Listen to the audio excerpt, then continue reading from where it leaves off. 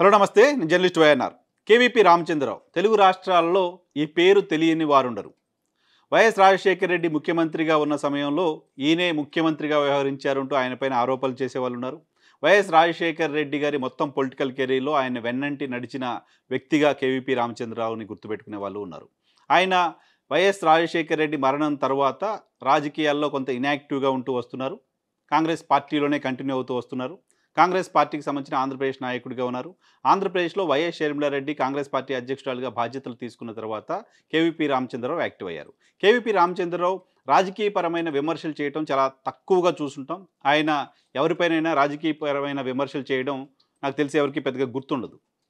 ఆయన అటువంటి విమర్శలు కూడా పెద్దగా చేయరు. రాష్ట్ర విభజన సందర్భంలో పార్లమెంటులో ప్లకార్డు పట్టుకొని నిలబడిన కేవీపీ రామచంద్రరావు మాత్రమే గుర్తుంటారు ఆందోళనల విషయంలో చూస్తే కూడా. అటువంటి కేవీపీ రామచంద్రరావు ఈరోజు కొన్ని సంచలన ఆరోపణలు చేశారు ఆంధ్రప్రదేశ్లోని అధికార ప్రతిపక్ష పార్టీలపైన. అధికార పార్టీ పైన ఏ స్థాయిలో ఆరోపణలు చేశారో ప్రతిపక్ష పార్టీ పైన కూడా దాదాపు అదే స్థాయిలో ఆరోపణలు చేశారు. అధికార పార్టీకి సంబంధించిన మంత్రులను ఎందుకు ఈడీలు విచారించట్లేదు అని ప్రశ్నిస్తున్నారు. ఆంధ్రప్రదేశ్లో ఇసుక పేరుతో చాలా పెద్ద ఎత్తున అవినీతి జరిగింది, మద్యం పేరుతో చాలా పెద్ద ఎత్తున అవినీతి జరిగింది. ఇక్కడే మంత్రులను ఎందుకు ఈడీ పట్టించుకోవట్లేదు అనేది కేవీపీ రామచంద్రరావు వేస్తున్న ప్రశ్న.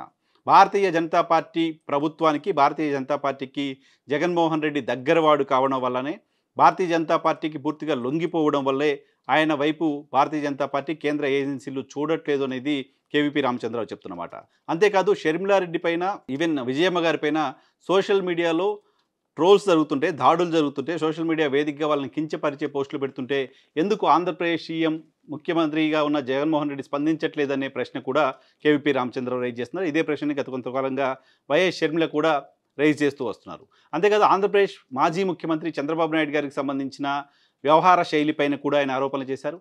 చంద్రబాబు నాయుడు గారు ఢిల్లీకి ఎందుకు వెళ్లారో రాష్ట్ర ప్రజలకు సమాధానం చెప్పాలి అంటున్నారు కేవీపీ రామచంద్రరావు. చంద్రబాబు నాయుడు గారికి ఒక కష్టం వస్తే మొత్తం జాతికి కష్టం వచ్చినట్లుగా, తెలుగు జాతి మొత్తం కష్టాల్లో పడిపోయినట్లుగా ఒక ప్రచారాన్ని కల్పిస్తారనేది కేవీపీ చెప్తున్న మాట. గతంలో రాహుల్ గాంధీ ఆంధ్రప్రదేశ్కి వచ్చిన సందర్భంలో గుంటూరులో ఆయన పైన రాళ్లదాడి చేయించారు. ఆ తర్వాత అమిత్ షా తిరుపతికి వచ్చిన సందర్భంగా ఆయన పైన రాళ్లదాడి చేశారు. వాళ్ళ కుటుంబ సభ్యులు, ప్రధాని నరేంద్ర మోదీ కుటుంబ సభ్యుల గురించి మాట్లాడారు.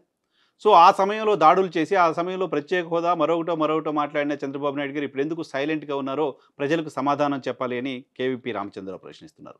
అంతేకాదు ఇటీవల ఢిల్లీకి వెళ్ళొచ్చిన చంద్రబాబు నాయుడు గారు అమిత్ షాతో ఏం మాట్లాడారు, ఏం చర్చించారు, ఏ అంశాల గురించి మాట్లాడడానికి అక్కడికి వెళ్ళారనే విషయం కూడా రాష్ట్ర ప్రజలకు చెప్పాలి అంటున్నారు. నరేంద్ర మోదీ చంద్రబాబు నాయుడు గారి పైన చాలా కోపంగా ఉన్నారనేది కేవీపీ చెప్తున్నమాట. చాలా కోపంగా ఉండడం వెనక రీజన్ చంద్రబాబు నాయుడు గారు నరేంద్ర మోదీ కుటుంబ సభ్యులపైన కూడా విమర్శలు చేయడం, కుటుంబ సభ్యులను ఉద్దేశించి కూడా కొన్ని వ్యాఖ్యలు చేయడం నరేంద్ర మోడీని బాధించింది. ఈ నేపథ్యంలోనే ఆయన ఇప్పటివరకు చంద్రబాబు నాయుడు గారికి అపాయింట్మెంట్ ఇవ్వలేదని చెప్తున్నారు. నరేంద్ర మోడీ చంద్రబాబు నాయుడికి కలవడానికి కూడా ఇష్టపడట్లేదు అని చెప్తున్నారు. సో రెండు ప్రాంతీయ పార్టీలు తమ ప్రయోజనాల కోసం రాష్ట్ర ప్రయోజనాల్ని తాకట్టు పెడుతున్నాయనేది కేవీపీ చెప్తున్నమాట. రెండు పార్టీలు కూడా భారతీయ జనతా పార్టీ దగ్గర, కేంద్ర ప్రభుత్వం దగ్గర తమ రాష్ట్ర ప్రయోజనాలను తాకట్టు పెట్టి తమ సొంత ప్రయోజనాలు చూసుకోవడం పైన దృష్టి పెట్టాయని చెప్తున్నారు. సో కాంగ్రెస్ పార్టీ లైన్ ఆంధ్రప్రదేశ్కి సంబంధించి ఆ రెండు ప్రాంతీయ పార్టీలను విమర్శించడం ద్వారా భారతీయ జనతా పార్టీ కూడా ఆంధ్రప్రదేశ్ రాష్ట్రానికి ఏం చేయట్లేదు అని చెప్పడం ద్వారా కాంగ్రెస్ పార్టీకి అవకాశం ఇస్తేనే ఇక్కడ రాష్ట్ర ప్రజల ప్రయోజనాలను కాపాడగలుగుతాం అనేది చెప్పడం కాంగ్రెస్ పార్టీ ఉద్దేశంగా కనబడుతుంది. దీనిలో భాగంగా మొదటిసారి చంద్రబాబు నాయుడు గారి పైన చాలా తీవ్ర స్థాయిలో ఆరోపణలు చేశారు.